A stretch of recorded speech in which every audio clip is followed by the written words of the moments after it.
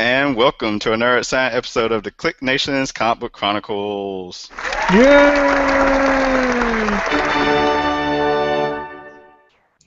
I'm your host, Tim D-O-double-G.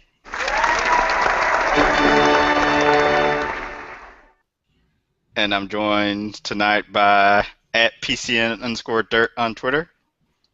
Yay! We also have @Agent_70 on Twitter. What's up, everybody?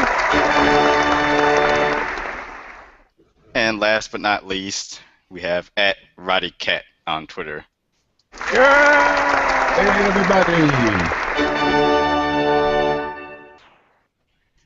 And you can find us on our website, thekliqnation.com.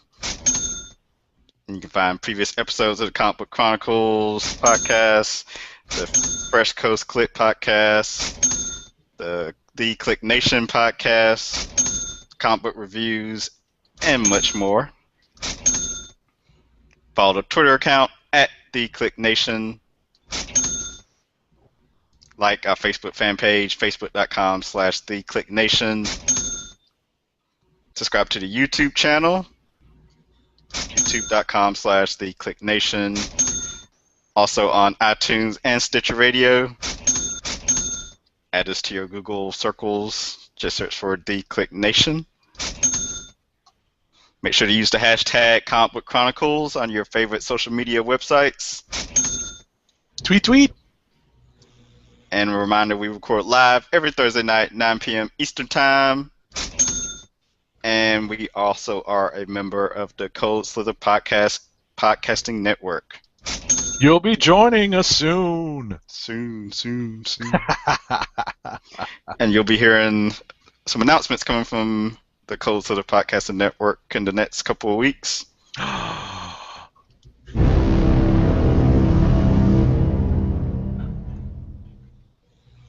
So with that, let's see what's going on in the news this week. So there's a rumor that Avengers 3 will be split into 2 films. Because that's the new thing nowadays. For God's sake. Rather didn't go for 3. This will be like 3.1, 0.2, 3.3. Oh my See, goodness. It'd be funny if like they actually did split up into 2 films and try to make it like the first part would be like Avengers 3, and the second half would be like Guardians of the Galaxy 3. Yeah. Since they'll be teaming together. Oh yeah, at the end, the Guardians come in and just take over or whatever the case may be. Yeah. You can call like Avengers 3 Infinity Gauntlet. They call Part 2 Guardians of the Galaxy Infinity Gauntlet. Here's goes. Somebody's like, wait a minute, we need more help. I know who to call. And then you see Peter Quill pop up on a screen. Yeah. That'll be interesting. Next up we have, there's going to be a Batman. Batman gets a limited edition Forever stamp for his 75th anniversary. And a weird-looking burger in Hong Kong. Yeah, they're going crazy with it. They'll be releasing the Forever stamp at New York Comic Con next week, so I'm looking forward to that. The stamps are actually pretty cool. You know, not that anyone here uses much snail mail, but every once in a while I want to, put a stamp on something. I'm looking forward to at least getting a sheet. And they're going to be Forever stamps too, so if you buy this sheet, whenever the price of postage goes up, these will still be good. Yeah, but not a lot of times they'll just, specifically with these are specifically for the collector's item. So Nightwing's first episode of a fan-made web series is online to be viewed. Nobody looked at this, did they? It looked good from what I saw. Yeah. Is that something new or? So it was announced a while back. And this is the fruits of that. So okay, it sounded familiar, like I had read or seen something about it a while ago. Yeah, I think we had talked about probably a good many episodes ago. Okay. Saturday morning cartoons are officially dead. If you didn't already know that. Oh. That's not That's what Netflix is for, people. Yeah, we have lost a staple. Is Yeah, this because of uh, the dedicated cartoon channels. no, I was gonna say that one network, the last network that was showing stuff, decided not gonna do it anymore, right? Well, the CW was the last ones to do Yeah, it, and we CW. had like old episodes, well, like some version of Yu-Gi-Oh and a couple other things here and there, and I guess they decided totally forgot what it was, the reason it was behind it, but yeah, I don't know if it had much to do with the dedicated channel because those have been around for a while. So All right. X-Men Apocalypse supposedly will be the end of the X-Men First Class trilogy. Did you guys all watch Days of Future Past? no, not yet. Me neither. Nope. Yes. Wow, only 1 out of 4. Yikes. I mean, he's the X-Men dude. You Listen, expected I'm an the best. X-Men dude too, but I'm not a fan of these movies. Yeah, Me either. I hear it's coming out on DVD, Blu-ray like next week. Yeah, and it's already out on digital. Yeah. Yeah, I'm not trying to buy it. I may just try to watch it at some point next week. Yeah, that's what I was thinking too. Okay.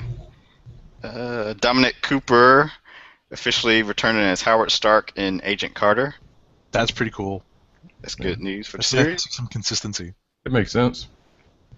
Justice League Throne of Atlantis animated trailer was released. So this is the animated movie from the WB's line of, I guess, sort of relaunched, tying together movies following Flashpoint and Justice League, whatever it was called. War. Doomed? War? War? What is it good It was for? War, right? Ah! Yeah, Absolutely War was the last nothing. one. Yeah, I keep saying I need to go back and watch War because I only watched it once. War was alright. Yeah, I just need I to gotta watch it refresh my again. memory on it. There's a couple. I liked it better than the most recent one they did. The most recent one they did was the Arkham Assault Assault. on Arkham. Yeah, Yeah. and that one got really boring in the middle. So Yeah, I haven't seen that, and I haven't seen Batman and Son or whatever it's called, Son of Batman. Oh, that I haven't one's pretty seen good. that. I haven't seen that that one's one. good. I need to go on my website of choice to That's watch right. that. Yar! That's all I gotta say about that. Supposedly, there's a rumor that all new X Factor is going to be ending in the near future, and Pietro will be joining an Avengers team to coincide with being in the movie. You could do both. He's fast enough. Ah! Yeah. Which would be sad because All New X Factor is one of my favorite X-Men books at the moment. But we shall wait and see. White Collar's Tim DeKay joins Marvel's Agents of S.H.I.E.L.D. as Agent Ward's brother. Cool. Yeah, they're adding more family into the show, so here we go. Listen, this week's episode was pretty good. Yeah, it was. I like this week's episode. Did you guys watch it? Other than didn't. Roddy, he just answered. I watched it. I was kind of doing some other stuff at the time, but it was on in the background. I thought it was pretty good. I enjoyed it. Batman to become DC's first $4.99 monthly ongoing comic series. Ooh, and Well, And at least they're upping the page count. So right, Yeah. 30 pages. it's 30 pages of story in a 40-page comic. And that was announced. I saw it yesterday and again this morning, but I guess at some point today, Scott Snyder went on Twitter and was saying that himself and Greg Capullo found out just like everyone else, and they have gone back to DC to, I guess, ask for it to be lowered. So we shall see if that actually comes to pass. I doubt it. Yeah. So as the comic book store personnel here on the show, Dirt. Yeah, the representative of the retail side of Yeah, comics. as long as the page count goes up, you don't mind. Is that the take? Personally, I don't mind. I mean, as far as like buying habits of comic book fans, walking through the door, as long as the creative team stays the same, it's not going to have that much impact on it at all. But as soon as one or both of them decide that it's time to move on to something else, then that book's dead in the water.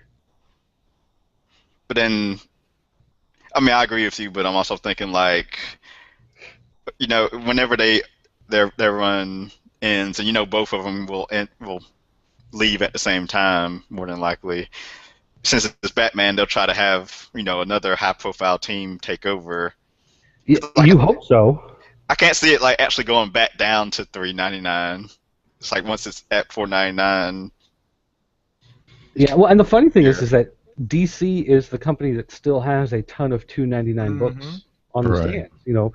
Marvel's been the one that's been pushing everything up higher and higher and higher. Although I did notice somebody came into our store with books that they had bought at Barnes & Noble. And they bought them for like their 8-year-old grandson's birthday, and they bought comics that he already had. So they wanted to know if they could come in and trade them in, to us to pick different comics, whatever. And I noticed that the DC books were actually $1 higher cover price at Barnes & Noble than they are in the direct market.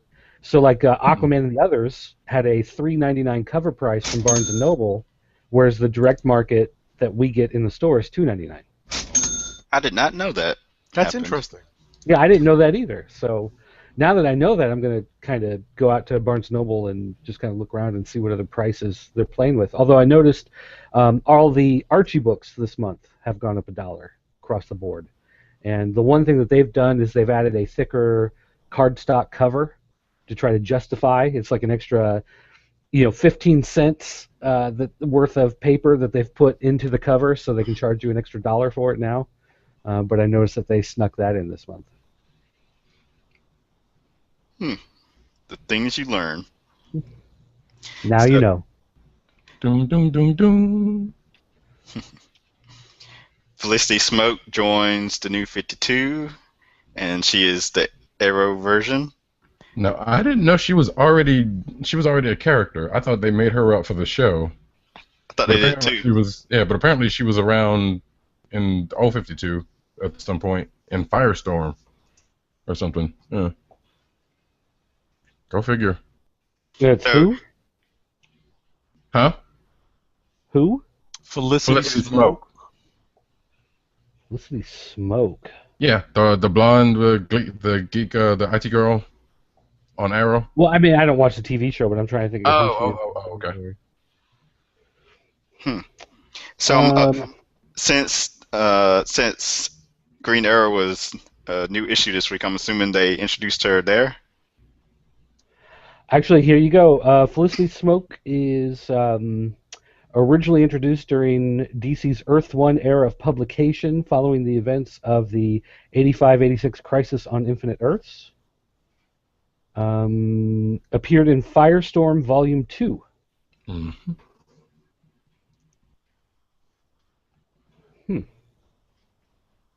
All right. So she's a Firestorm character. Oh.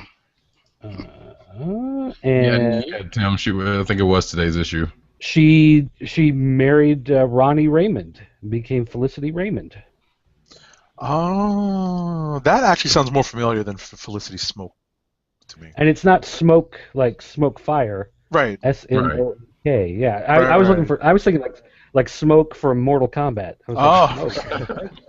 No, this is like Justin Smoke, the first baseman for the Seattle Mariners. Sports. Yeah. Yeah. That's funny. All right. Gotham finds its Two-Face. Some person that I saw that's from Heroes. Let's actually click the link and see his name. I love how everyone's gonna be so much older than Bruce Wayne. That's one of the criticisms I keep reading about this show. And believe it or not, I have yet to watch any of the episodes of Gotham. I plan on catching up at some point. I might do it while I'm prepping for New York Comic Con and like trying to pull comics out of all my old boxes. That show's acting is kind of nutty. I'm enjoying it.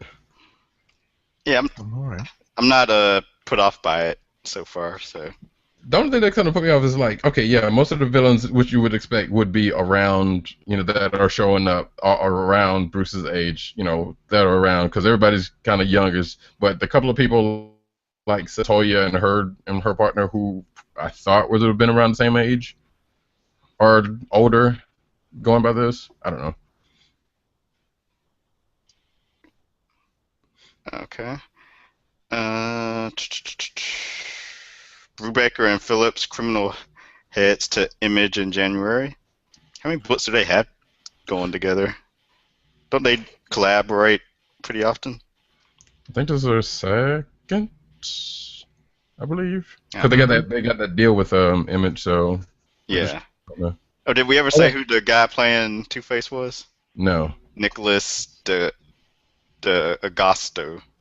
Oh wait, might be well, not might be Brubaker's third because I think he's got Velvet. Right. On, yeah, Velvet's on Image, I think.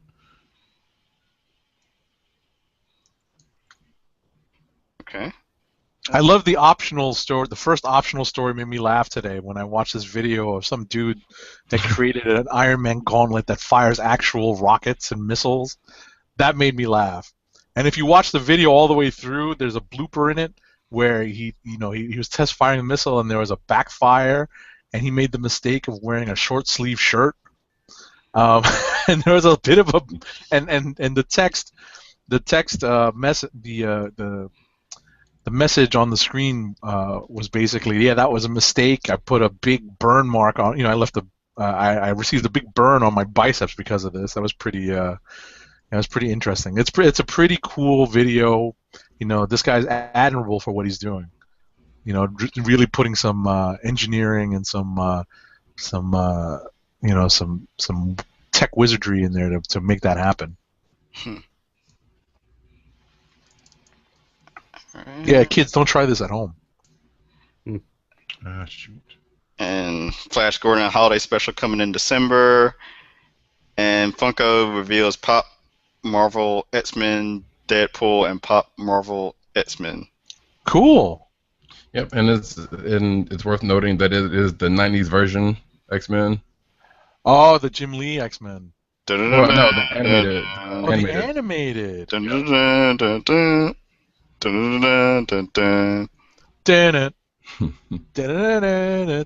Oh no. It's funny. I don't think that cartoon has aged very well. It hasn't. It's still fun. Well, for me, it's still kind of fun to watch, though. I haven't seen it in ages, but my memories of it, like I said, it just does not age well. It's not one of those evergreen cartoons. You know what I mean? Yeah. A lot of those shows I found are like that, though. Yeah. All right, so that's for this week. Cool.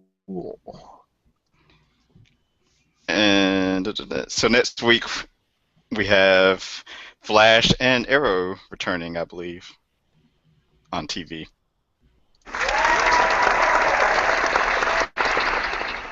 Stay tuned for that. Indeed. And The Walking Dead also. Woo! There we go. The one There you go. found a show that Dirk watches. Hey, I watched Gotham. I just don't think it's that great. Oh, okay. Which is fine. Let's see. So, what book should we start with this week? Silence. Yeah, right. No one wants to You volunteer. Well, a here, book. I'll do You the want to go with book the? Oh, that go ahead. Felicity Smoke appeared in. Because she made her appearance. Oh, you read it. Green Arrow 35. Oh, If okay. I can get this stupid screen share. There we go. All right. So Green Arrow, I didn't know that's who that character was or whatever. It's just she appears at the end of the issue and she's just sitting at a bank of computer monitors. But this issue shows Lex Luthor and Bruce Wayne coming to meet Oliver Queen to talk about building some sort of partnership between the businesses. It's a new creative team, that have taken over the book. So the art is different, the writing's a little different, and to me, it did feel a little off, especially considering how it's been for the last, I don't know, year and a half, 2 years, however long those other people have been working on it. I've really enjoyed their run on it, so I was just looking forward to keep going. But you know, Lex Luthor, I guess, sounded fine because he's just supposed to be this, egotistical villain type guy. But Bruce Wayne just sounded wrong. I don't really know how to describe it. Just he came across.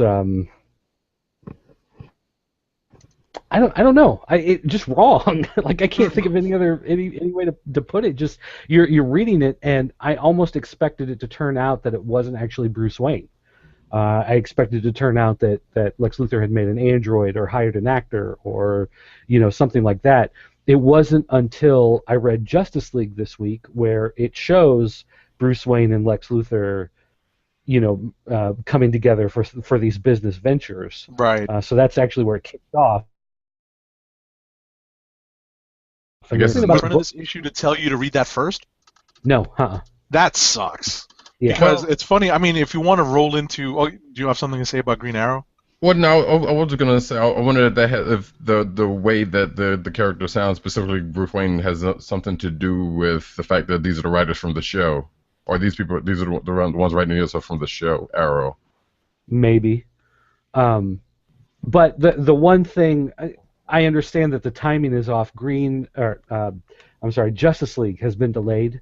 Right. So it's actually on issue 34, I think, and this is right. Green Arrow 35. So technically, this issue of Justice League should have been out last month.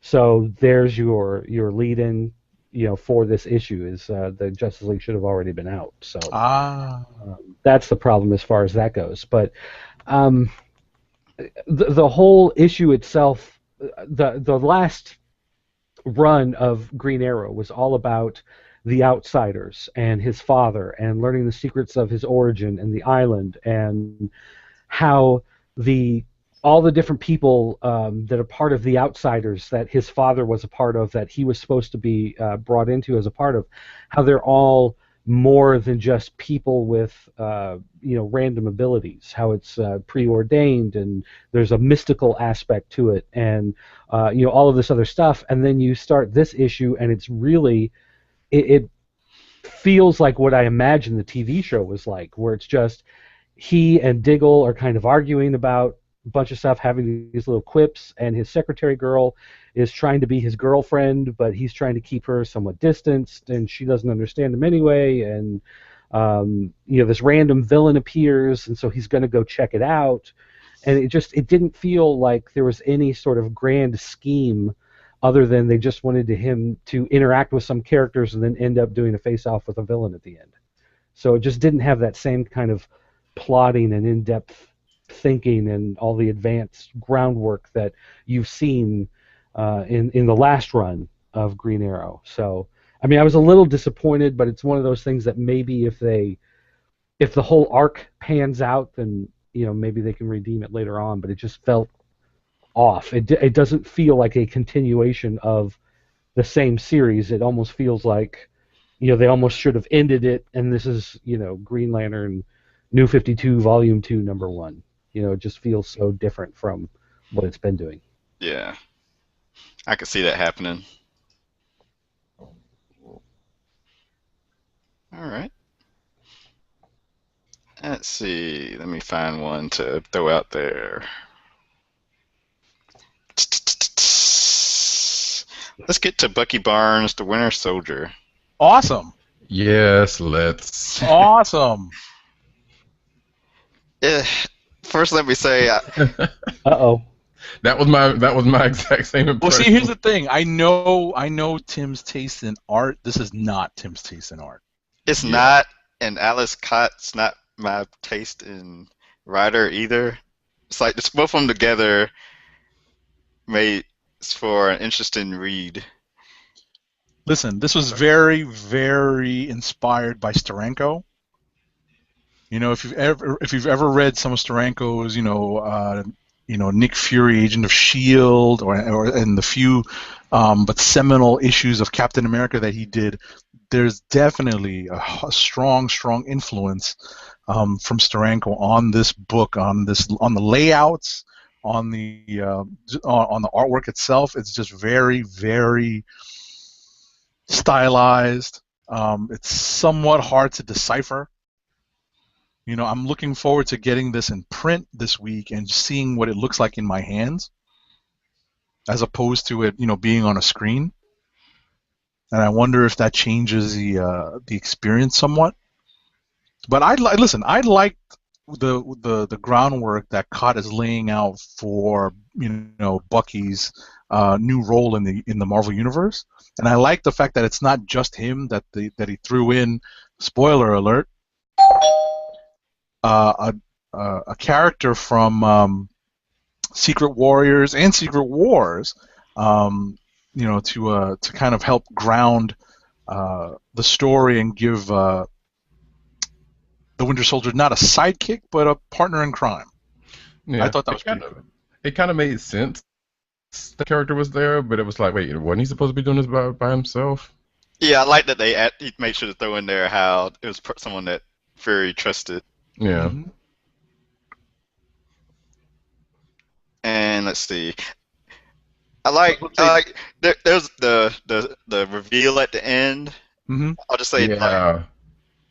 I don't even understand who the person was supposed to have been, just because I don't understand the art. I have no idea who that was supposed to have been. I think it's intentionally vague. Okay. I think it's intentionally vague. They want you to turn to the to go to the next issue and see what's going on.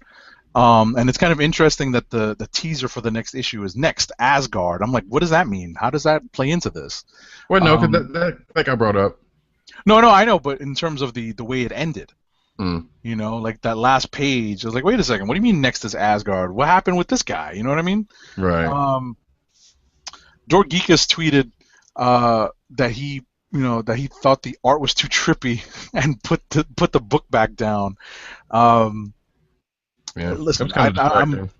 I thought, like I said, I like it because it's very reminiscent of the Steranko style, at least the layout. I'm willing to give this a shot. And listen, I collected the Winter Soldier limited series that Brubaker started. I like the character. I want to see where it goes, and this wasn't a terrible first start. So I'm willing to see. I'm willing to let this play out for a little bit. And I like the back and forth between this character from spoiler alert, from Secret War and Secret Warriors. I like the back and forth that they had. Yeah. That she had with Bucky. So. Yeah, and speaking of interactions, I kind of like the one between Bucky and Namor. Yes. Yeah. Action with Bucky Bucky and Cap, in All New Invaders, and then read him in Secret Avengers. New Avengers. Right. And be like, oh, okay, like talk about having a couple of different voices, different aspects to his personality. Yeah. They're all on display in Marvel Comics right now. Apparently, Namor was a player. Who knew? Ah! Sue Storm. No. He's talking not the same way. Yeah. He's talking about Imperious. I thought that was a good line. Yeah, that was a good line. All right. Let's put up. Did anyone read the new Thor? Yes. Yeah. You can find a review on theclicknation.com and popculturenetwork.com. Woo woo. Haha. So, I'm probably amongst the four of us the biggest Thor fan on the panel, and I like this issue. I like the fact that we delve right into where we left off. I don't know if this should have been Thor 26 and then start fresh with the new Thor in a new number one. It felt like we were dealing a lot with the aftermath of Thor God of Thunder in this, and I thought maybe the new Thor was getting a little bit of short shrift, and it was a lot of setup that could have been accomplished in the final issue of Thor God of Thunder. but I like that Aaron is sort of teasing who it might be, and we still don't know who it is. I thought that's an effective way to get people to come back for a second issue. The art by Russell Dauterman was pretty good. It's definitely a change of pace from Esad Ribic. The Ribic art is going to go down as some of the best Thor work that's been done ever. And I want to see where Dauterman goes with this, but it wasn't a bad start for a first issue. I like this, whether or not listen, it's comics. None of this stuff is ever permanent. Change is an illusion. I'm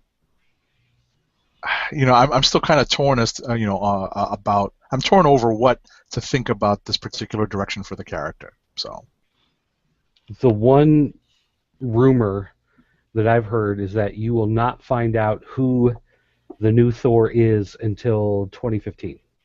Wow, that is a long time. Only like 3 or 4 months though, so I can. But I'm guessing that's going to be the final. You have 6 issues in the trade.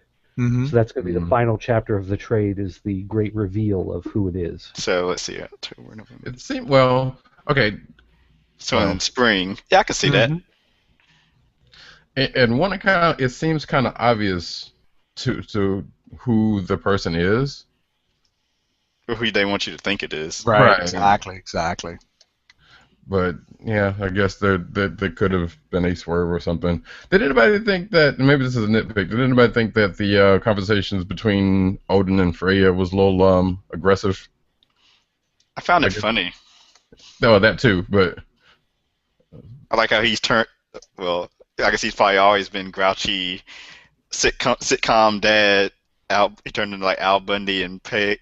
Turned into like an Al Bundy Peg Bundy. That's a good reference. Showing my age. That is a good reference. That's funny. Yeah, he's brought up. I guess we still don't know what was whispered either. So. Yeah, we'll find all that out later. Yeah. What else did Dirt Geek say?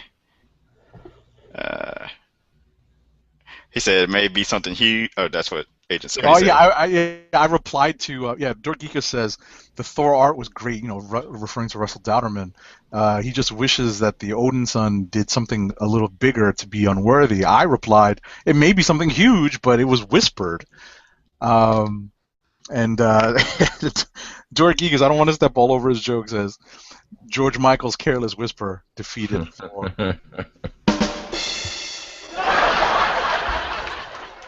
Good one. So yeah, but I enjoyed it. I gave it a 4 out of 5, and I'm trying to remember what I took a point away for.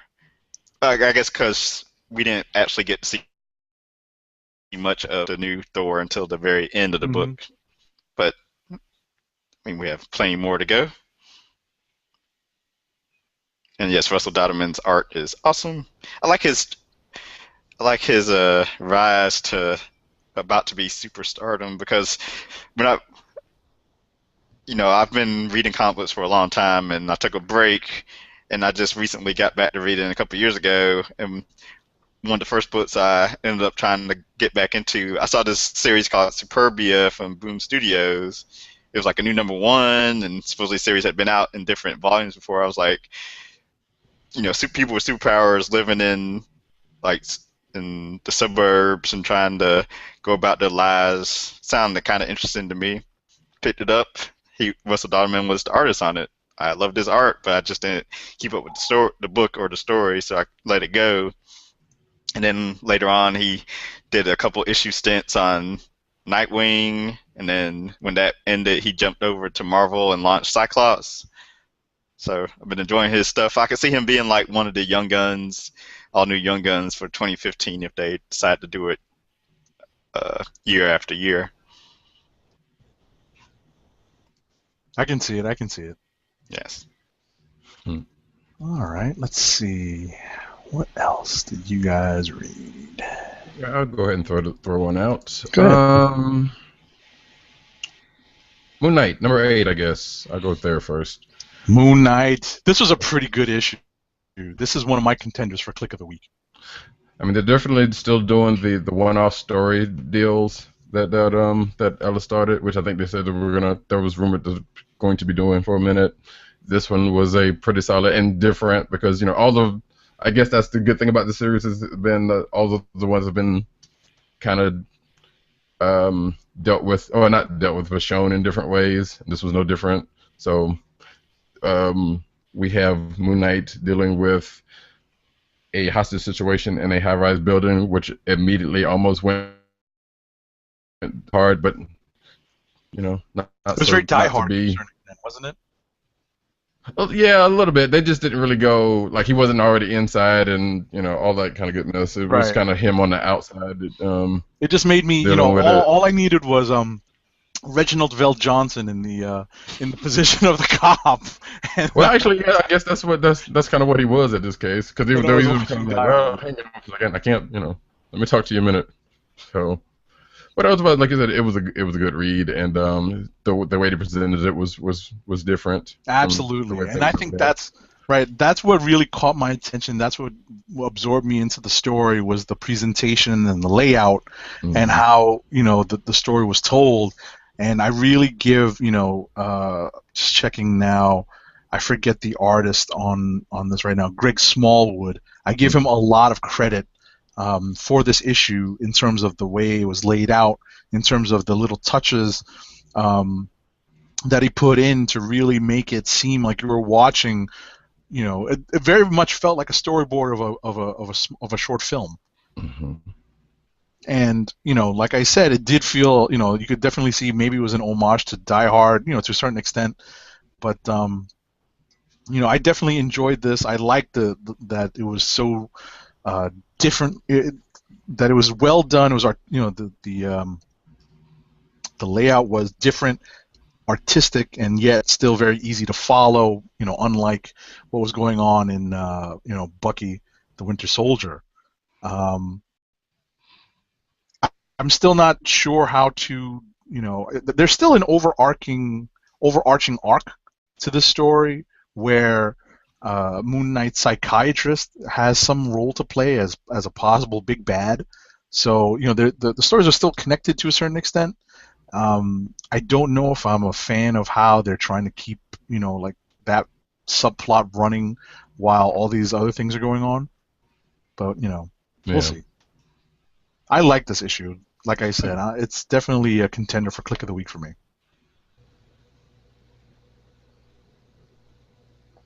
All right. Guardians 3000 #1. This was Aha. fun, too. This was a fun read. I enjoyed it as well. Yep. Another contender for Click of the Week for me. That is the same here, actually. So this is the original Guardians that Yep. the Guardians of the Galaxy are based off of. So this starts in the year 3000 and something. They are a band of freedom fighters battling the Badoon, and they seem to be caught in some type of time. Groundhog Day. Yeah, Groundhog Day. What was that? I'm thinking of Star Trek: The Next Generation. It was like the last episode. Remember that? Oh yeah. Paradox. It's a paradox. Yeah. All good things. Yeah. But yeah, just a fun comic. I'm not sure Geraldo Sandoval's art's for everyone, but I enjoy it. I like how it's sort of very animated. Yeah, I was thinking it was like so from the backup story in Guardians 14, I think they took some. I don't know if it was the same artist on that one, but they kind of lightened up on it because it was looking very anime in that one, and they've kind of lightened up on that a little bit. It's the same artist. Okay, so Yeah, so he's kind of restrained himself then. Yeah, what I was gonna say is it's anime, but it's definitely Joe Mad. Yeah. There's a strong Joe Madureira influence here. In terms of the physiques and the general build of the characters and the facial structure. You can that's definitely an influence on this guy's art, and obviously anime as well. And they're clearly going away from the let's say quirkiness of the anime of the '90s series that they had. Okay. But it was definitely a good read, and I'm kind of curious about a couple of things that may or may not show up because like if anybody knows the original crew, Nikki's not there, even though they do have a redhead in the crew right now. Mm-hmm. Alita, which if I remember correctly was put back into Starhawk, but then none of that's kind of shown up yet. So I don't know. I wonder if they're kind of going away from all that, even though you still see things like, hey, Vance Sorcerer's got the shield, and and they still have the Captain America. Things Well, like what I was going to say is maybe maybe what they're going to try to maintain is a small core team. They've got basically 5 characters plus this kid, the redhead. So Mhm. maybe they'll try to keep it to 6 and make it easier to follow. We do see a current Guardian show up in the book, so there's that. Yeah, I like the future versions of Yeah, they do to keep that little aspect, which is kind of cool. So, but this the is a different called time. the what's that group called in the current in the present, the when all the people, the different races get together in Oh, the Guardians. little forum or whatever it is. I can't Yeah. remember what it is. What it's called. It's like a So Congress that's of World Guardian. or something. Yeah, something like that. I don't remember. So that's the Guardians 3000. I give it a thumbs up. I will continue to read. What else we got? Uncanny Avengers 25 is the lead-in to Axis, which starts. Oh, I'm sorry, Avengers and X-Men Axis, which starts next week, unless they delay it. I'm assuming it's already done. Basically, it's Havoc, Rogue, Scarlet Witch, and Magneto versus Red Skull and his S-Men. Oh yeah, I did read this. I didn't put it on my list. And now I remember why I wasn't happy with this. Go on, Tim. You wanted to I did learn talk more that the about Red Skull's head isn't actually red like that. it? It depends on who's writing. Yeah, so there's that, and I guess kind of a surprise ending to leading to another surprise. I don't think it was a surprise ending because we've seen the previews for Axis, so we knew this was going to happen eventually. I just wasn't, it brings back a lot of bad memories of the late 90s, with the reintroduction of this character. Spoiler alert. We have seen him in the preview, so it's not that much of a spoiler, but Onslaught is back, or at least a version of Onslaught. And, it was just a weird, way for Onslaught to emerge. Like, really? He just got his, spoiler alert, head literally knocked in, and all of a sudden this Knock your is heads off. and this is how Onslaught, emerges. I thought that was kind of weird, but maybe they're running out of pages. Who knows? It was a natural progression to the next stage, and I see that. we should remind everyone that it appears Remender loves doing this to people. What's You're that? dead. Oh, yeah. you're not.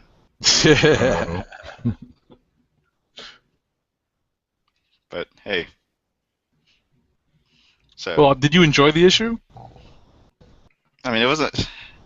I guess as the lead into the next thing, it didn't really do much for me. Mm-hmm. I liked seeing Red Skull get beat up. Yeah, I mean, I kind of like seeing Magneto, kind of get in some hand to hand, right? Yeah, and like you said, get his head actually bashed in. Right. So. I'm kind of excited for Axis. I think I'll enjoy it more than Original Sin. I guess it might not be saying much. Yeah, it doesn't say much. I don't even know what really happened in Original Sin. That you know what I mean? That caused any sort of, that was worth the lead in and the hype. So. hey, not new books, some new threads to kind of go off of to make new stories, that kind of stuff. But outside of the actual event stories, not so much. Yeah. All right. Anyone got any to bring up? Did anyone read Gotham Academy #1? Yep. Yes. I guess All we've right. been holding off on that one. Oh, were we? No, not on purpose. Oh. Well, Dur, what do you think? I enjoyed it. I thought it was a lot of fun. I even vined about it. No kidding. What's the hashtag to use? Vine comic reviews. It's really hard to do a comic review in 6 seconds, but I'm trying. I can I'm imagine. working on it. I'm getting the system down. I really like this. It's good. Thumbs down. Trash it. But really, this book, to me, this is more of what I wanted out of Ms. Marvel. Whoop! What happened? Lost the book. There we go.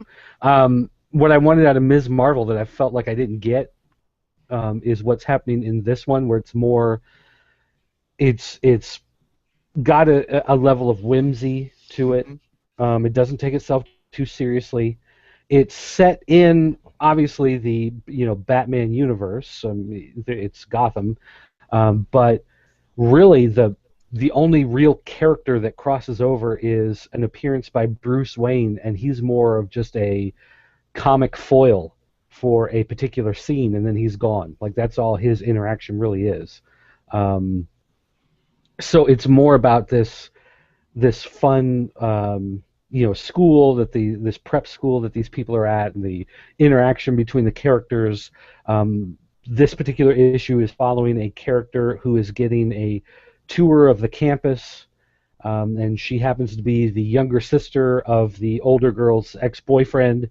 So there's no like love triangle stuff going on in here or anything like that. They just have history behind the characters, so you have a little bit of tension while you're going through stuff, but only to just make things awkward and uncomfortable between the characters, not because there's any sort of like romance story going on or anything like that.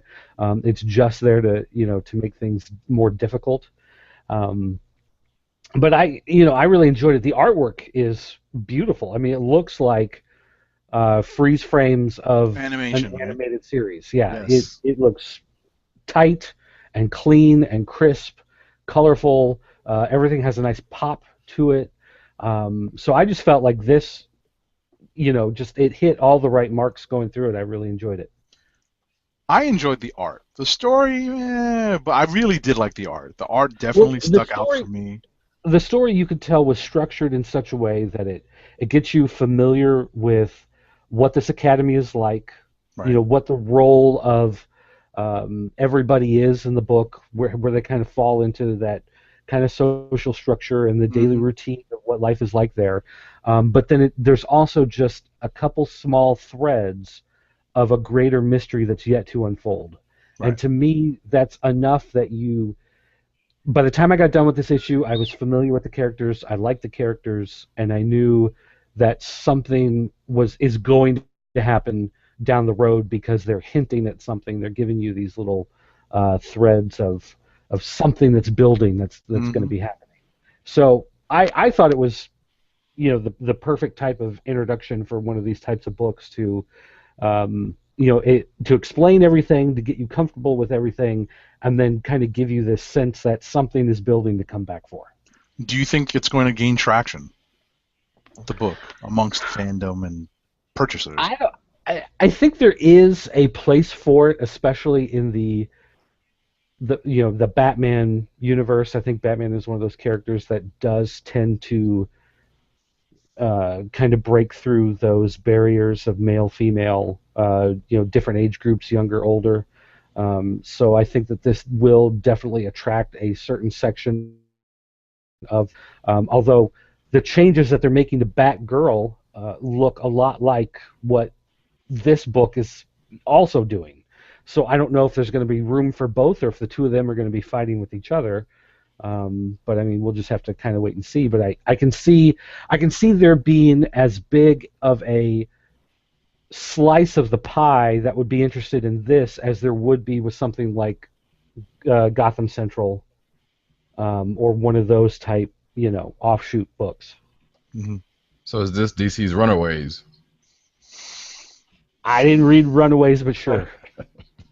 I don't know. That's a good. I got to think about that one. I read Runaways. I read all the early stuff, and I don't know about that. I don't know if that's an accurate comparison, but I'll have to get back to you on that. This is a series to me where,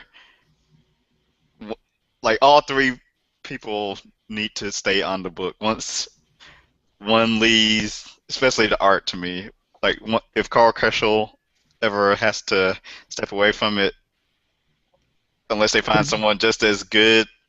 Yeah, they have to find someone with that same type of distinctive style where it has that animated feel to it. So it's pretty, but having that particular style of look to it gives it a certain feel. Like you pick it up, you open it up, and that kind of helps you to understand how it's not so serious.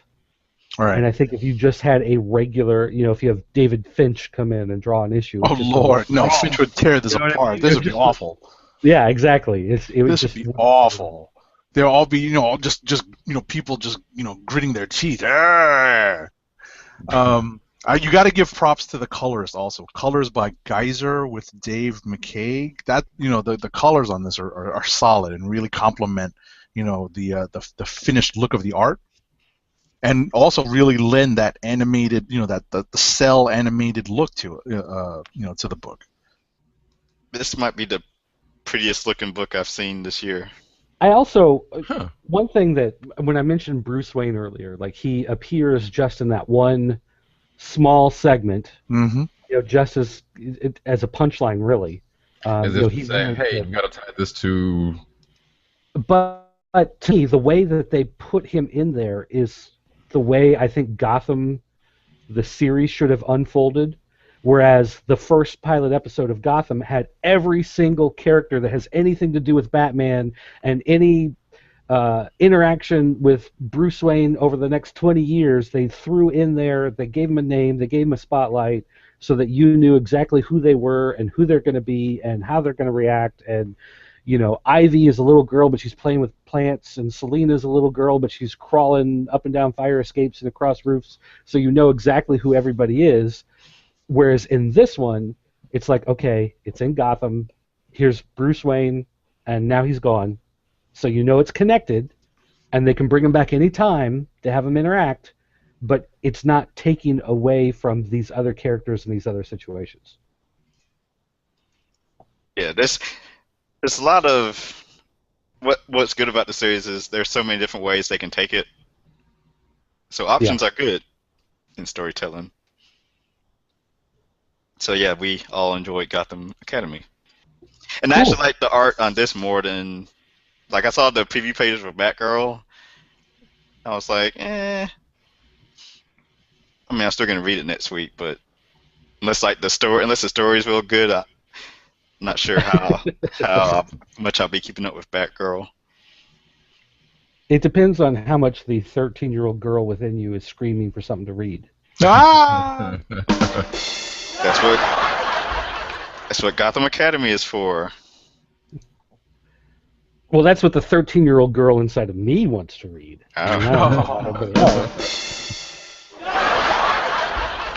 Put on some Taylor Swift and start reading Gotham Academy. No!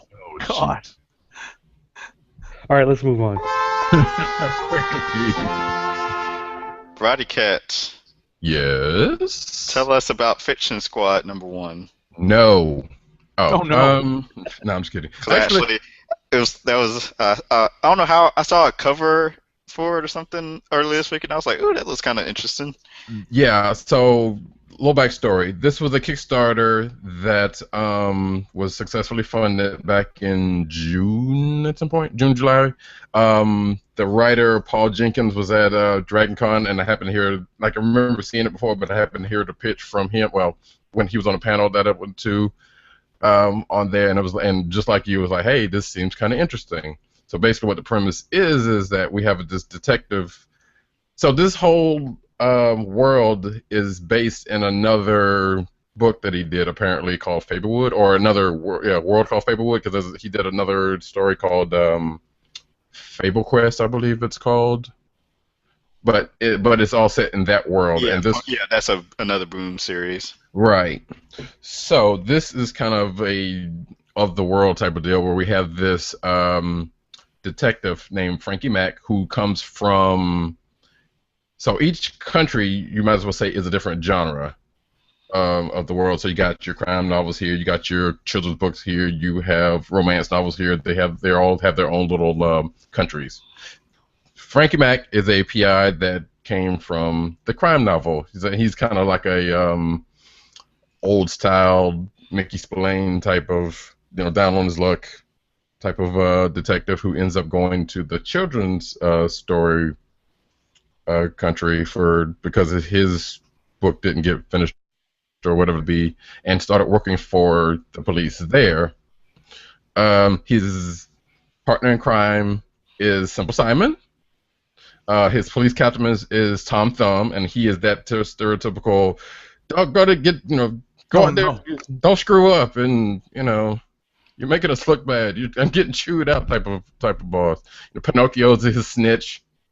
So That's funny. Yeah, we have two rival mobs. You have the queens and the witches. And everything else is of the world. Like old McDonald shows up at the police station, and they ask him, "Well, what do you have on your farm?" And then he goes. So the humor kind of goes into kind of stuff very directly, but they're playing it rather serious. That said, he's not at a spelling bee. But that kind of stuff could potentially happen. Oh yeah, okay, yeah, but yeah, that kind of stuff probably could happen. Like speaking of that, Bingo, the dog shows up, and that does happen. No. They ask him how to spell his name. Oh no. So you get a lot of. I might just read this just to if I need a laugh this weekend. That'll be. It was a very cool read, and the art was very nice as well. But the story is pretty much. Frankie's investigating, things going on there, and he kind of gets his nose in the middle of the turf war that is potentially brewing between the queens and the witches, and it was a very enjoyable. I think it's only a 6-issue book, but I am going to continue with this because this seems like it's kind of fun, and at the same time, it's just kind of got those little nods to say. That I kind of enjoy in books like that. So you get and the art is roughed good, up, right? Yeah, and the art is pretty good. Like pretty much what you see on the cover is how the inside of the book is. I think there's a cover by what's his name? Humberto Ramos. Whatever. Yeah, I think he does one of the covers, and nice. The guy Ramon Box, I think, is doing the art, and he's kind of in that same style from what I'm being led to believe. So it is cool. You should check this out if you like anything that I've mentioned. Okay.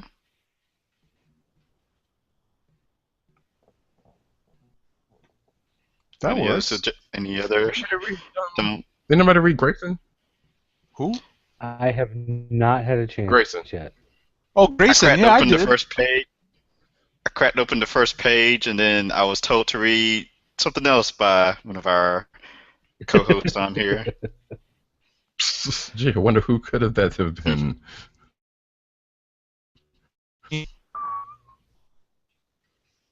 So, did you read Grayson?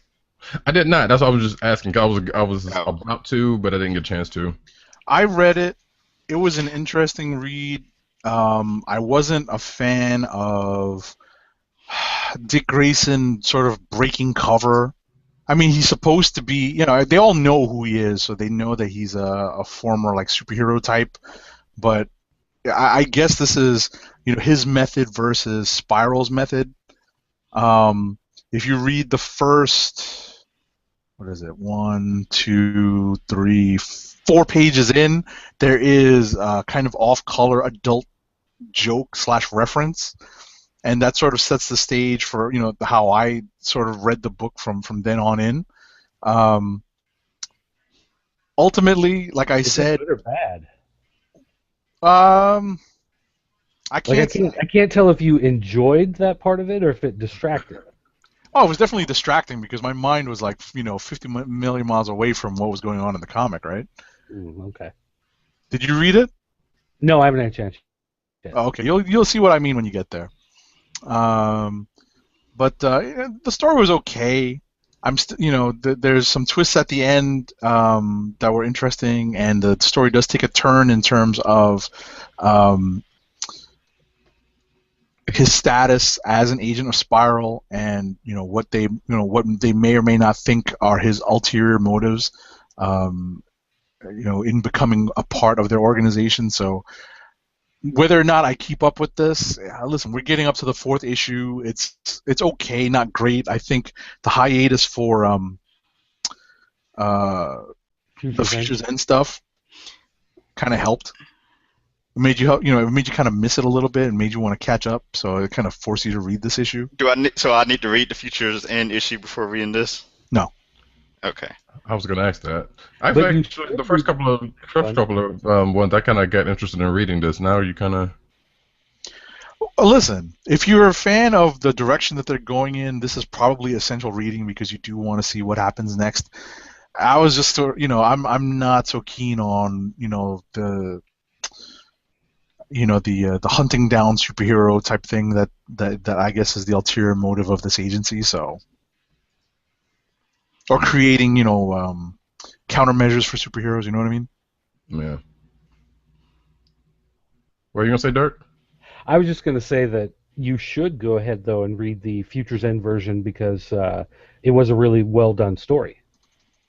Yeah, I remember you saying you liked it. I've had it saved. I just haven't gotten to it yet. Oh, and this tweet here that I just tweeted out with the Comic Book Chronicles hashtag is what someone sent me to sum up this issue. Oh yeah, that's exactly what I was talking about. That's page 4. Yeah. That's page 4. Like I said. Oh, hubba hubba. Oh yeah.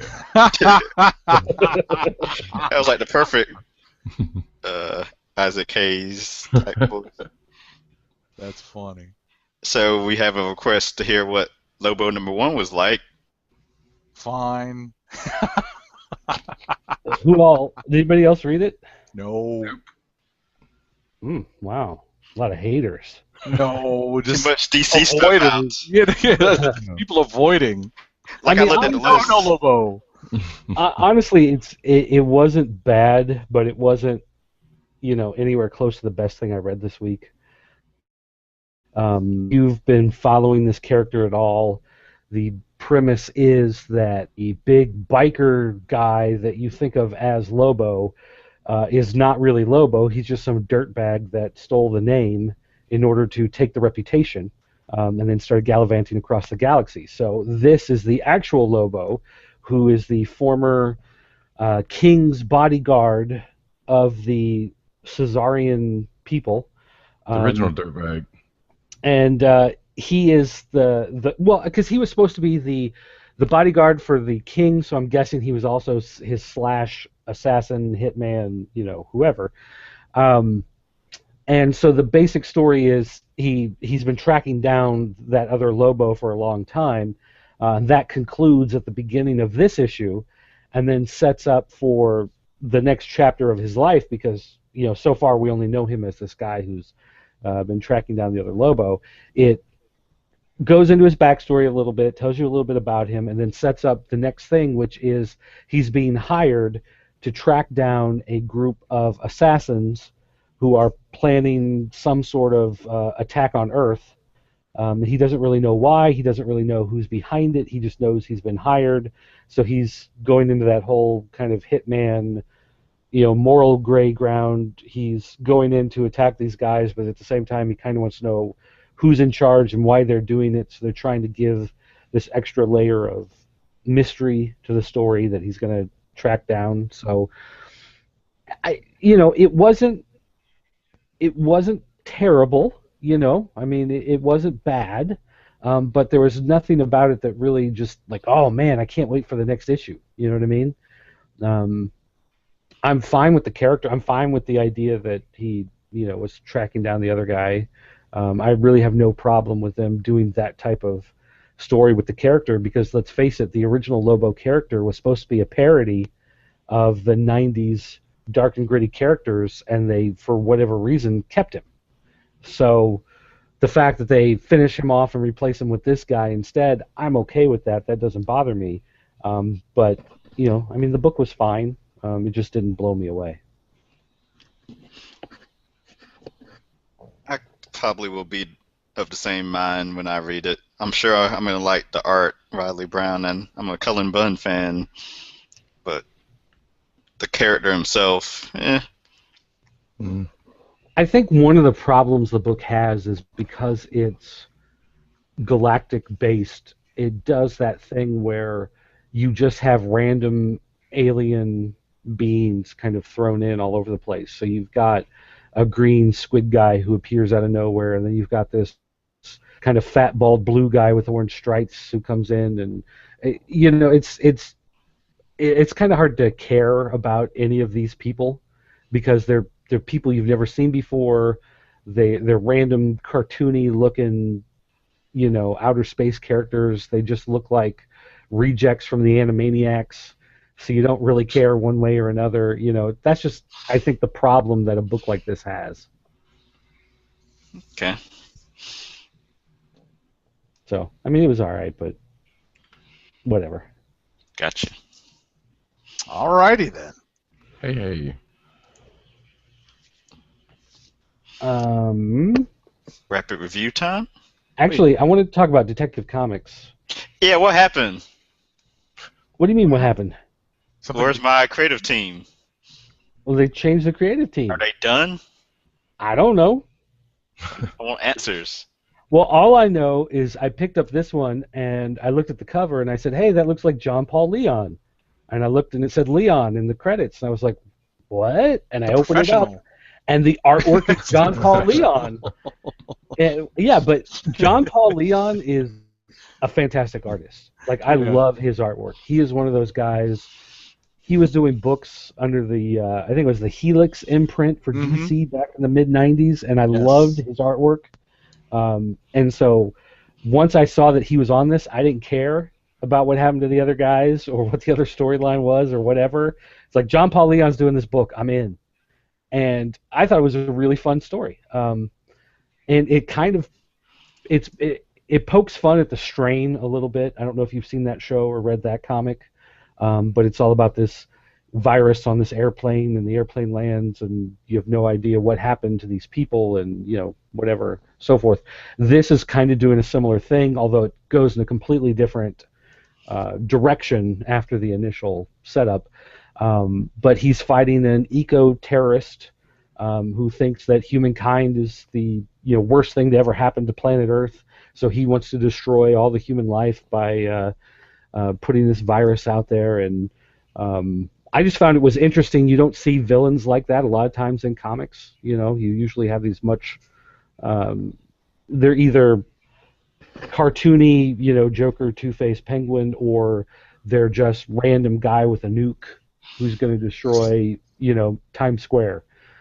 So I thought it was interesting the way that they mixed in a different type of villain you don't always see, and it had artwork from John Paul Leon, so I was sold. So I really enjoyed it. It's one of those things that I also found myself a lot of times while I was reading it. I was reading the words, and then I was just stopping and staring at the page for a while, and just looking at the artwork and some of the scenes he did of the Gotham City airport and the rain-slick streets and the way he draws the reflections and everything. It always boggles my mind when I look at his artwork. It's just so incredibly awesome. I found myself just staring at panels sometimes. So definitely a thumbs up for that one. All right. I just sent Batman Group editor Mark Doyle a tweet asking, did the creative team change? I need answers. Rapid review time? All right. Sure. I'll throw out Death of Wolverine #3, and the never-ending march to Wolverine's death just keeps still doing on the going. He's not dead yet? No, not yet. Not yet. Not yet. Not yet. I'm still struggling with reading this. They've done. They've done a lot to bring back a lot of. They've intertwined so many parts of Wolverine's history. A lot of it in history, you kind of have to go back a little bit to really understand where these characters come in. Characters like Ogun and Cyber and and what's going on with who may be the big bad in this, because apparently we're only one issue left before Logan bites the big one. Like I said, I'm still kind of struggling with how this is all playing out over the course of 4 issues. Maybe it's just the way that the story's been laid out. It just doesn't feel like, it just doesn't. I haven't enjoyed reading it, and it's kind of a, it's been kind of a struggle more so than reading a good story. That's just my personal take on it. Trying to put it all into just 4 issues. It would have been different if like the Wolverine series had been like planting seeds for whatever this is about to come now. But for some reason, unless issue 4 is totally different, it seems like this is telling its own separate thing from what the Wolverine ongoing series was doing. Oh, definitely. Definitely. It's like we need him just to be dead so we can get to the... Yeah, I read it. The Aftermath? It just seems like they need to get... Yeah. What Aftermath? The Aftermath. That's what you want to get to. The aftermath of his death. They have all those other comics that are coming out dealing with the aftermath of his death. That's what I'm saying. That's the one that touches on it that I read, but that seems like the interesting stuff. Oh, okay. It's like after he's dead. To me, it just doesn't feel like it's building up to his death. I mean, it doesn't feel like I'm on the road that's leading to him eventually dying. Right. It definitely reads like he's on the road to a confrontation, but not dying. Right. I mean, it doesn't feel any more different or special than anything else that I've read with Wolverine over the years. Maybe that's what I'm struggling with. That's why I wanted to hear what else, what you guys had to say about it. Like, I know Tim read it. I wanted to hear if you guys had, like a different perspective as like non-X-Men people. Yeah, I mean, I think for me, the Wolverine stuff I've read over the years, Old Man Logan felt more like a story leading up to Wolverine's death. Right. Yeah. Whereas this just kind of feels like these could be 4 issues of part of the regular Wolverine series, and it wouldn't matter. That's probably the best way to put it. Maybe that's that's putting a better take on how I'm just sort of feeling. I'm not feeling the flow of the story. There is no flow. Yeah, that's probably that's the hardest thing to grasp. It's a story, but there's no flow to it. There's no crescendo. Like the crescendo isn't going to be big enough the way they've built it up to be so far. Agreed. So that's Death the Wolverine. Oh, and Green Lantern, New Gods, Godhead. Oh yes. We were talking about this off the air just prior to coming on, and I read this very, very quickly on my way home today. I like this. This is the reintroduction of the New Gods, New Genesis to the DC universe, the New 52 universe proper. I like the fact that they're intertwining what's been happening in the Green Lantern books into New God stuff and connecting the two aspects of the cosmic part of the DC universe.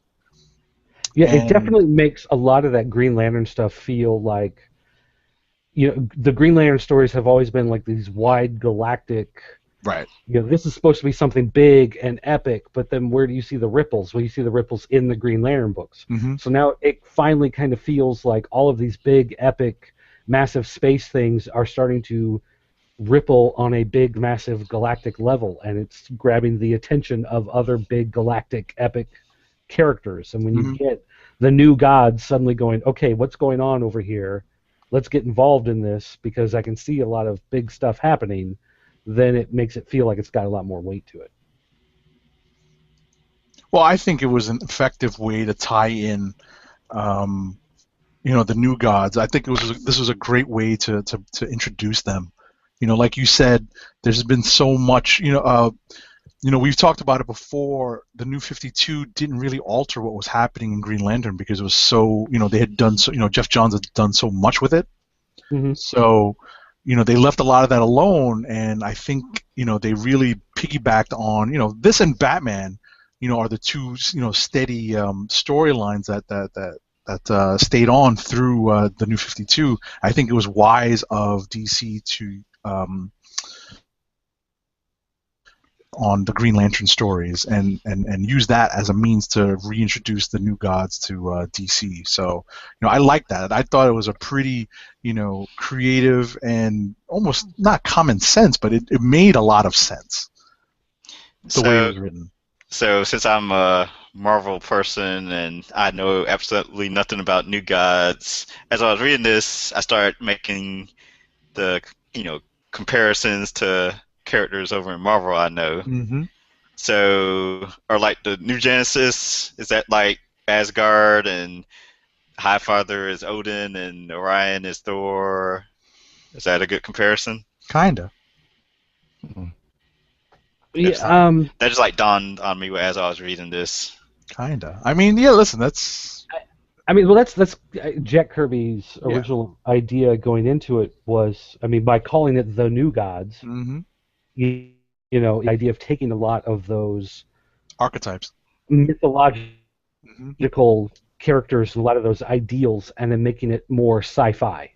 So taking those fantasy characters and taking aspects from Thor and Asgard, but also stuff from Greek and Roman gods, and a lot of those types of things, and folding them as well, but then making it outer space and zap guns and that type of boxes. Stuff. Okay. I haven't finished. I got maybe like 5 more pages to finish this issue, but it seems all right. I don't know what it is about the Green Lantern books now. They're not grasping me enough. I stopped reading them a while back. Like how easily they were able to get the rings they needed. The new gods, getting the rings and. Well, it's meant to show the power levels of the new gods, I think. Right. So, because if you think back to other times in Green Lantern history, Batman just walked up to Guy Gardner and whiffed right through his Green Lantern abilities and just made the ring fall off of Guy Gardner's hand and appear on his hand, because it's all about willpower. So once you kind of leave the mortal plane that kind of exists outside of our realm, then they're going to have no problem, overpowering the will and the fear and the love and the power of these other characters. The one thing I really enjoyed was they have this idea that they have to collect all these rings to get this white energy. And Metron at one point says, at no other point in the multiverse do we see a similar looking character to this White Lantern. Mm-hmm. So he's something specific to this version. So there's something about his power and his energy that's just different from anywhere else in the multiverse. So their initial idea is they have to steal one of each ring and build some kind of contraption that will make all the energies blend together because they want that White Lantern power. And so you think, but your initial thought is, okay, well now we're going to get 12 issues of random fights across the galaxy as they try to steal each ring. Mm-hmm. But instead, it's not. It's snap, snap, snap, snap. They get all the rings, they put it together, they try, it doesn't work, and now they think, okay, now we've got to do something much more difficult and figure out something different. Like we thought we had the answer right here at the beginning, and of course this answer doesn't pan out. So now we have to understand that there's more to it. And I like that idea where you have this simple, basic premise, and they jump right to it. Way early. Yeah, I think that builds the story a little bit better instead of what I thought that they were going to be doing, where you were going to see, okay, here's an issue of Green Lantern. They're going to be fighting the Green Lantern Corps trying to get a green ring. And then we're going to go to Red Lanterns. They're fighting for a red ring. And then we're going to get a new Guardian. I think we're still going to get that to a certain extent because, not to spoil too much of this book, but they do talk about gathering additional rings. So I think we're still going to get that. That's definitely going to be part of the story. It's just not going to be the only story. Right. And so I like that idea. I also like the things with like Mogo, how he suddenly changes because they've been using him as a headquarters because their other headquarters has been destroyed. So now it looks like this one's falling apart. So it's again kind of these temporary fixes that they've had in the storyline over the last couple of years are all starting to fall apart. And I've always liked the DC, the way that they take the history of the universe. If you look, when they started with Crisis, and then it followed through to a lot of other those big events, that they always have that big bang with the giant hand of creation at the beginning of time, and at one point it's the hand of the Anti-Monitor, and then they change it, and it's at one time it's the hand of the Spectre. It's, whoever that hand is, it's always someone manipulating time and energy. I noticed when they showed the hand of creation this time, it's wearing a ring. So it's a lantern, and I'm guessing that's going to end up being Kyle Rayner, the White Lantern, at some point, going back and being the hand of creation. But I noticed he was wearing a lantern ring, that giant hand coming through. But I've always liked the way that they built that mythology, their own kind of concept, working off of, we're going to take a little bit of this and a little bit of this, and so everything works. Like everything is part of, if you believe that there's the gods of Mount Olympus, they exist. They're there. You can find them. You can go there. But at the same time, we have angels coming down. We've got Lucifer, coming up from hell. Like those exist. Those are real. They're there. And so this, taking the new gods and taking that sci-fi bent and taking, Highfather and Darkseid, and they're there. They exist. They're real. In the DC universe. And I've always enjoyed the way that they've kind of worked everything together into that mythos. So that's another thing I enjoy about the series. I'd be willing to give this another shot. How long is this limited series supposed to I mean, this crossover supposed to last? A while, looks like. Jeez. I'm talking about Act 1, Part 1. Is it just 1 month? No. I mean, I think Act 1 is 1 month, and then Act 2 is... I'm not sure here. Let me see if I can find out real quick. Do they have like a checklist in the back of this book? I didn't see. Not that I remember.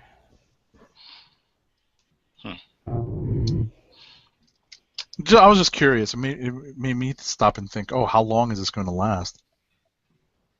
Talking about, they're not doing it, like one battle for one ring every issue. I like how they mentioned that it's been a year since they initially fought Relic.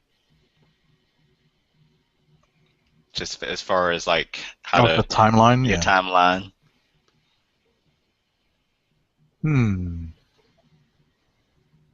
Yeah, no checklist at the back of the book. They might have published it somewhere else. Gotta give us those checklists. Yeah, like Edge of Spider-Verse. And Spider-Verse, all that stuff. Did anyone read that Spider-Verse book this week? Dirt, I think this is right up your alley. I ain't get to it. Age of Spider-Verse number 4, there's definitely a horror bent to this book. Yeah. And I think this is right up your alley. That's all I can say about it. I don't want to spoil too much of it. There's, of the Age of Spider-Verse books, this is the one that's the most offbeat. Because it has this horror bent to it. The last couple, like one of them was I didn't read the one prior to Gwen Stacy, but I read the Gwen Stacy one. I read the Aaron Aikman one, which was done by Dustin Weaver, and I read this one, and this is definitely the most offbeat and most it's definitely maybe not an EC comic, but it's definitely an heir to the EC comic lineage. All right, what I can find for Godhead is it looks like it's 3 acts. Okay.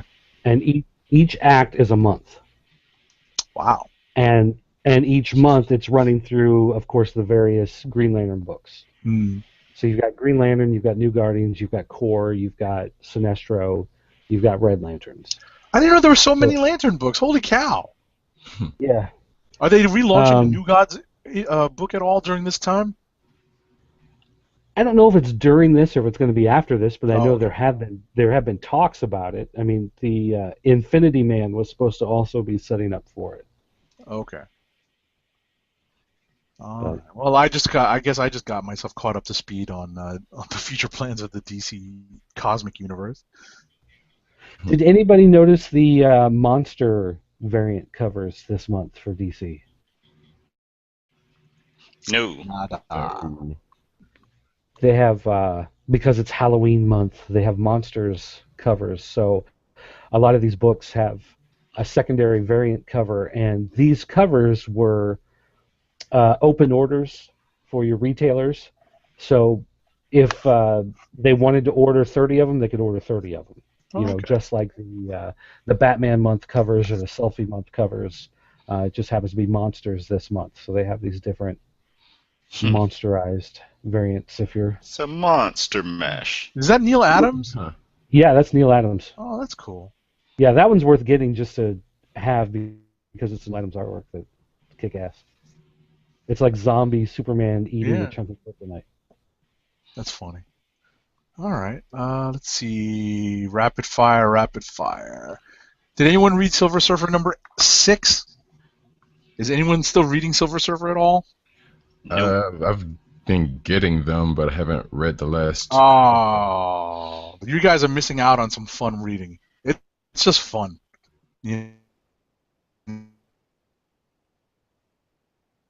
Without the Silver Surfer and Dawn Greenwood and Earth Girl are traveling the spaceways, and the very first line that evokes a look of horror on the face of the Silver Surfer, spoken by Dawn Greenwood in this issue, is, "Surfer, I'm hungry, find me a planet." And I actually laughed out loud reading that. It made me, like, as an old Fantastic Four fan, that made me laugh. And this issue, without delving too much into it, there's a lot of just nice little character, interactions between the Surfer and Dawn Greenwood. And this is sort of the modern take of Alicia Masters kind of teaching Norrin Radd about humanity, that was done in, Surfer's first a couple of appearances in the Fantastic Four. This is sort of, a modern retelling of it with a more modern twist and a more modern female lead who's a little bit more, it's definitely a different take on it. Let's put it that way. I recommend this for anyone that's a fan of just, someone who wants a fun read. There's not all that much superheroing to be done in this issue. It's just a fun read. Okay. Well, speaking of Death of Wolverine, Black Widow number 11. I did not read this. I saw your little blurb on it. I think that's kind of cool that they already have, that they have these characters kind of interacting. Yeah. So Natasha's still on her lawyer's been kidnapped, so she was trying to find him, which happens in this issue, and she's still trying to figure out who's trying to come at her. She enlisted the help of X-23 for a little bit of as she put it, she needed somebody who was angrier than she was. For whatever she was doing. And they do kind of talk about this is after Wolverine is dead, because they kind of touch on it on a page. or Yeah, two. now I think about it, both of these, this issue and I think 4 probably were supposed to come out at the same time. Huh. Well, that worked out. I think if the weekly schedule had gone right, or it might have 4 might have been last week, and then this issue would have been this week. Anyway, continue. Yeah, well, there's really not much to say. So it was just it's a nice little bit of action between the two. But yeah, it was pretty cool. Cool. And the only one I have to throw out is Legendary Star-Lord #4. It's Star-Lord versus Thanos, and it seems Is it really, or is that a fake cover? They fight. No Alright. kidding. But yeah, it seems like maybe I need to forget continuity with this when I read it, because like I'm sitting here reading that and I'm thinking back to like issues of Guardians of the Galaxy when like they were palling together, they were being best buds, Mm-hmm. and Does this play into what's happening in Guardians right now, in that they're trying to reveal what happened to Richard Rider? maybe. Oh, okay.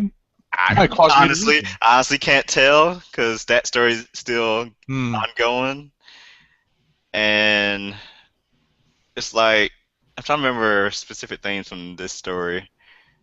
Might cause me to read this then, if what you're saying, Maybe more is the case. confused. Like no. why are they so mad at each other? And isn't Thanos supposed to be? Oh yeah, isn't Thanos supposed to be wrecking shop in New Avengers? Instead of just sitting on a piece of space rock Yeah. in space, chilling. How does he know where to find Thanos? I have questions. All right. And Freddie Williams III is on art.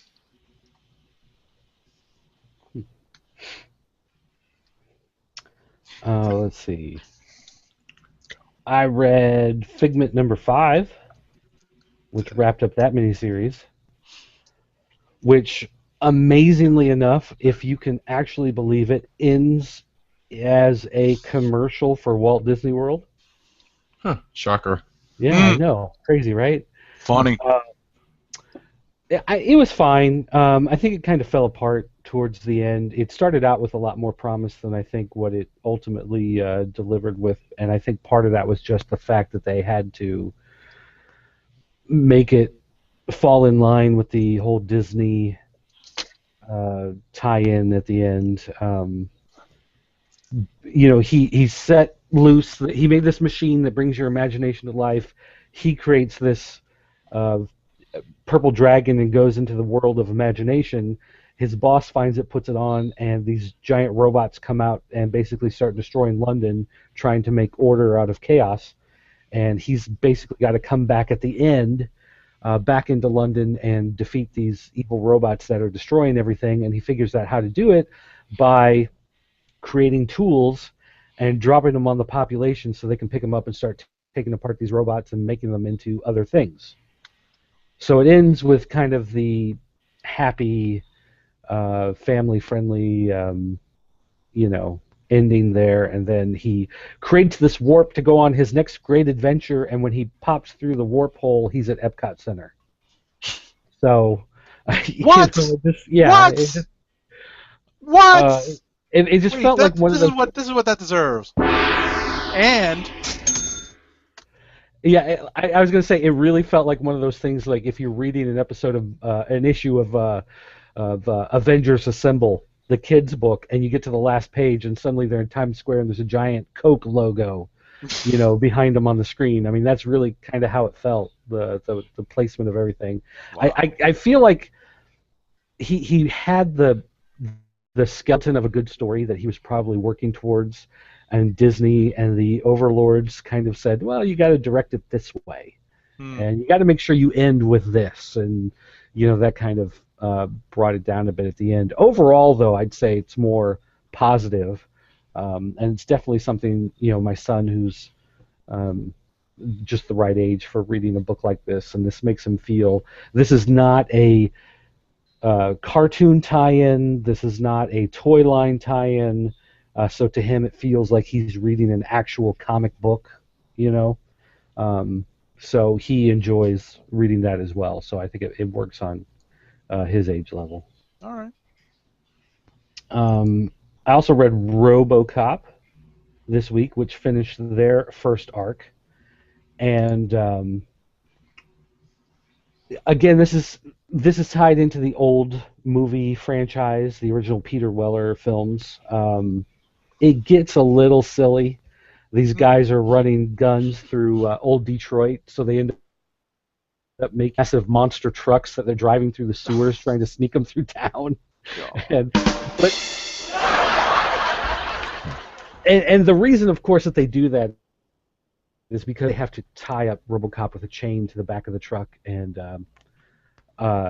drag him along. So they needed something that was big and powerful, that they could do that with. But that aside, that silliness, out the window, everything else about it, there was a lot of blood and gore. You had some character development going on with Lewis, his partner. You saw how the people of old Detroit are always being manipulated either by the government or by the corporation. I really enjoy the fact that it's structured in such a way that the corporation's evil, but the government sucks too. And, each side is just as bad as the other.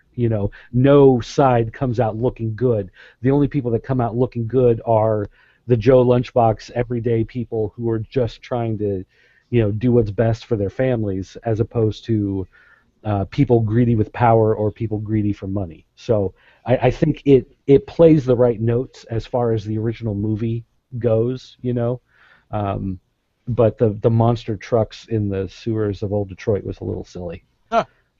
That's where that one falls apart. All right.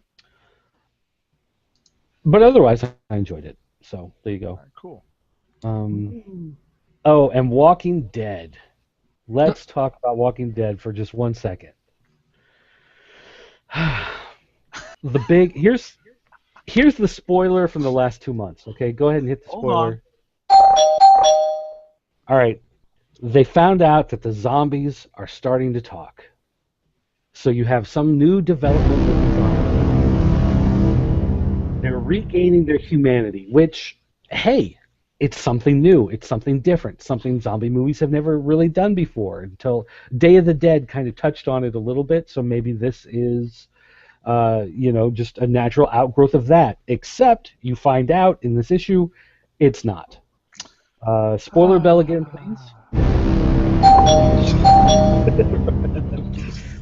It's just a bunch of dudes who are skinning dead bodies and then wearing the skins as clothes so that they can hide with the zombies, so that they can attack other people and steal other stuff. That's it. Oh, I wish I had Eclectic's sound effect. Shout out to E.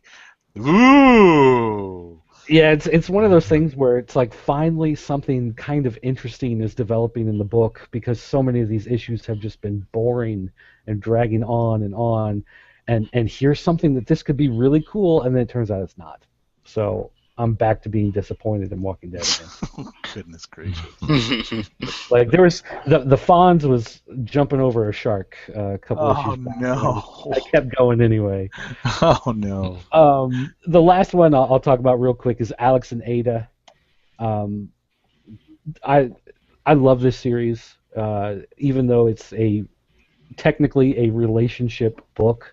There's so much more to it because of the idea that she's an android that's been given sentient life. So she's not human, but she is alive, and she does have her own thoughts and feelings. But technically she's a property and not a person. And this guy is just having the hardest time dealing with these issues of, can I really own this thing? And she was made to be technically my companion, but to me that just feels kind of gross and weird. But at the same time, she has feelings and emotions, and now she's feeling like she's being rejected by him. And so I think it plays with a lot of these moral questions about artificial intelligence and where technology goes in the future. And I just really enjoy the story. The artwork is as beautiful as always. on her own Cool. and left Alex, and she's trying to discover where her place in the world is. And I think, of course, there's going to be some reconciliation between them later on, but the story is just playing out. Everything in the book makes sense. There's no surprises in the sense that suddenly someone acts out of character and does something stupid, you know. The surprises just come because of the way other people in the world are reacting to the events, you know, going on with the idea androids and artificial intelligence and everything else. But as far as you know, the actual story goes, it's just this nice you know, character study and morality play, and it's just super interesting. So it's definitely a series that if you've not read it, you definitely need to go back and just at least check the story out and read it for nothing else but to get those moral themes that are running through it, because I think this is, as technology pushes forward, these are things that we have to deal with as a society. So it's definitely a good book. I'm an issue behind, so I'm going to read, because this was issue 8, right? 9. 9, Oh, okay. you're cute. No, issue 8, I need to read. Issue 8 is what I'm left on, so that one, and then I'll be caught up. But yes, I've been enjoying the series as well. All right, anyone else? I got one real quick. X-Men 20. Let's see. Rachel's pissed. They're still out in space. Deathbird's pregnant with Vulcan's kid. Let's see. Rachel's pissed. I read this. That's about all I remember. Yeah. Which I was going to ask about, but I'll ask after the show. And that's about it. It was just them still trying to figure out what's going on, and you know. Mm-hmm. Okay. Clicks of the week. Ooh, this is a tough one this week. Tough one. Go. Mine will be Gotham Academy. No, Okay. It's your favorite. Oh, you're going with Gotham Academy. Yes. Wow. I almost picked this one, but I'm not. I am going to go with that Detective Comics. No kidding. Sounds like you liked it. I really did. I mean, like I said, it's not only did I enjoy the story, but I just found myself staring at the artwork, just like trying to figure out what this guy's thought process is as he's laying it down, because every page is just so beautiful. So I just absolutely love it on both levels. I'm going to go with, surprise, Guardians 3000 #1. This was a pleasant surprise for me this week. I was not sure I did, you know, when I saw that this book was out this week, I was not sure I wanted to read it, but I gave it a shot, and I was pleasantly surprised by the story that was told. I thought it was very well done. The art, as we spoke about before, while, you know, definitely anime influenced and definitely Joe Madureira influenced, was good. Didn't really distract from the story, served to enhance the story, and you know, it was a great reintroduction to these characters who really haven't seen much action since the end of, you know, I guess the last time we saw Vance Astro was and Starhawk was in the last iteration of Guardians of the Galaxy before they relaunched it with, you know, like around the time of The current book. Yeah, the current book. So yeah, Guardians 3000. Surprise. Got some nice variety here. Yeah. We got Well- one more to go. Well, I am going to, like I said, I'm going to do two. One, I am going to co-sign Oh. with Agent 70 on the Guardians book, because as a fan of the original Recipe Guardians, I enjoyed reading this book. So, and I will continue to read this book. Nice. Hopefully, it will still go places. But I want to give a non-superhero click of the week Oh, for Fiction Squad #1. yes. Check that book Nice. out. It is pretty cool. Nice. I'm glad to see someone else have a non-superhero book click of the week. I need to get back on my non-superhero reading. So much damn Marvel stuff out. Yes. Yes. I mean, most of my stuff was like the Activity, and now the Activity people are doing the Punisher. So, you know, I need to branch out more and read more non-superhero stuff too. All right, so that is all for tonight's episode of Comic Book Chronicles. Yay! Make sure to follow us on our individual Twitter accounts. I'm at TimDOGG98 and at TheClickNation. Hey, I just noticed my thing went away at the bottom. Oh, you're who's it? The That's what she For a said. minute, actually. ah. Oh well. Follow at RoddyCat and at NewsNerdsNeed. Woohoo! At Agent_70 and at PCN_Dirt. PopCultureNetwork.com is his website, so check Yes, that indeed. out. Yes, And and don't shop, forget- shop, shop. Don't forget Vine Comic Reviews. Hashtag. He's got a couple on there. I've got like a dozen Nice. on there now, I think. Really? I don't use Yeah. Vine. I'm gonna have to take a look. It's hard, man. 6 seconds. That's all you got. And also make sure to go to ColdSlitherPodcast.com, the home of the Cold Slither Podcasting Network. And we'll be back next week. We'll be recording on the very first day of New York Comic Con. Yeah! Hopefully we'll have some fun stuff to talk about in news. Yes, absolutely. I need to look at the panel schedule for Thursday. God, it's gonna be so crazy. Uh, There's so much stuff going on already on Thursday. Just very quickly, we were talking about this off the air prior to the show. I will be attending New York Comic Con. I have tickets for Friday, Saturday, Sunday. We'll talk again about it next week. Looking forward to this show. I missed last year's because I was not able to get a ticket. This year I was able to get a ticket because I went to Special Edition NYC, so I got tickets before pretty much everyone else. I'm looking forward to this. At the same time, I'm dreading the crush of people. And I've got only one more weekend to prep the books that I want to get signed. So we'll see how that goes. Cool. So with that, we'll be back next week. We are the Comic Book Chronicles, and we are signing off. Great!